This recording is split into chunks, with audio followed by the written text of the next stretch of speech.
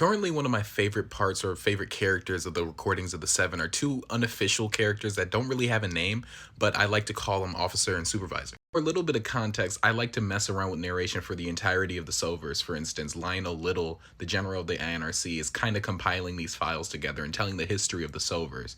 So you can go all the way back to the history of Project 1017, where it's scraping files is a very mixed media. You get to Other Side of the Sun, is a very narrative tale of files that they already have in the INRC. But when we get to Shadow and the other recordings of the Seven, we get a different kind of narration altogether. These kinds of narratives are actually recordings of kidnappings of the Seven.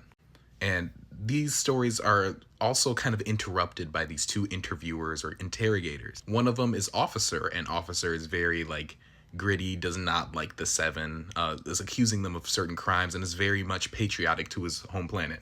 Meanwhile, we have Supervisor, who is kind of a little more gentle and interested in the narratives actually